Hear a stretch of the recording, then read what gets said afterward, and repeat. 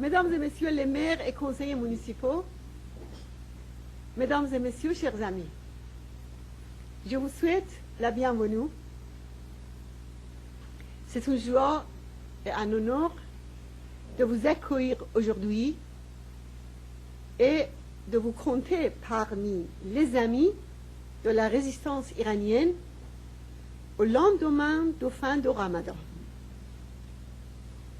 D'abord, permettez-moi de vous transmettre les salutations, les affections et les remerciements des résidents d'Ashraf pour votre soutien à la résistance iranienne.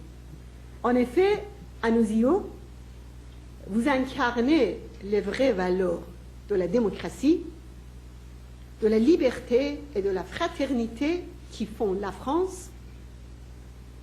C'est pourquoi il est important de vous savoir à nos côtés dans les moments difficiles, puisque nous partageons des valeurs communes. Oui, nous avons traversé des moments difficiles. Cependant, aujourd'hui, les choses deviennent de plus en plus claires et le monde réalise que nous avions et que vous aviez raison. Le monde réalise que nous avions raison de dire que ce régime sanguinaire ne peut se réformer, qu'il est totalement isolé à l'intérieur du pays. Tout le monde est en train de réaliser que pour se maintenir au pouvoir, les mollahs ont intensifié la terreur, les arrestations, les tortures et les exécutions. Le pouvoir affiche sa cruauté en commandant à des morts sauvages telles que la lapidation des femmes qui sont les victimes de ce système, comme Mme Sakina Ashtiani. La communauté internationale devrait se mobiliser pour faire cesser ces cruautés. Elle doit également condamner et prendre des mesures contre les condamnations à mort, prononcées contre les opposants politiques et surtout les sympathisants des Moudjahidines du peuple d'Iran et les parents de résidents qui vivent dans le camp d'Ashraf en Irak. 9 personnes sont dans les couloirs de la mort, accusées d'avoir manifesté et d'avoir des liens de parenté avec les Moudjahidines d'Ashraf. Ces condamnations à mort, dont la dernière, celle de Mme Farah Wazehan, traduisent l'impuissance du régime devant la popularité de la résistance et la sympathie des Iraniens pour les résidents d'Ashraf. En même temps, à travers le gouvernement irakien, les mollahs accentuent la pression sur le bastion de la résistance, le camp d'Ashraf.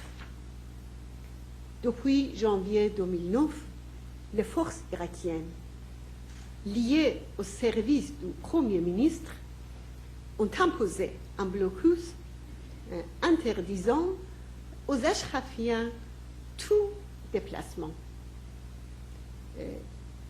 Elles n'autorisent personne à entrer dans le camp, ni avocat, ni famille. Elles empêchent les Ashrafiens d'avoir accès aux services médicaux et à leurs besoins de première nécessité.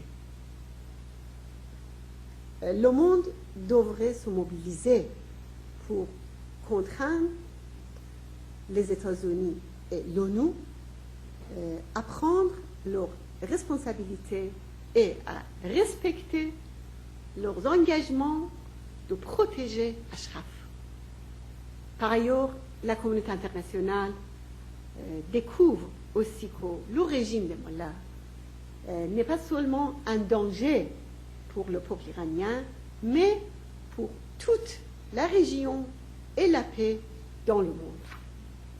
Le nouveau rapport de l'Agence internationale de l'énergie atomique est un signal d'alarme.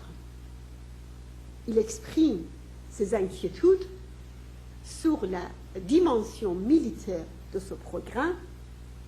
Il y a 2 jours, dans une conférence de presse à Washington, la résistance iranienne a fait une révélation importante sur un nouveau site nucléaire secret pour enrichir de l'uranium afin de servir à la production d'armes atomiques.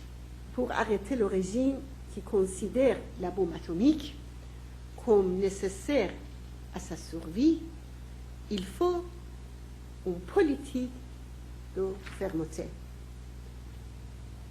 Nous rejetons la complaisance et nous soutenons un changement démocratique qui permet d'instaurer un État démocratique, pluraliste et laïque, où les libertés fondamentales seront respectées et les droits de l'homme seront placés au-dessous de toutes les valeurs. Il ne faut aucun doute que le combat pour la liberté continuera jusqu'à l'élimination de ce régime dans sa totalité et l'instauration de la liberté et de la démocratie en Iran.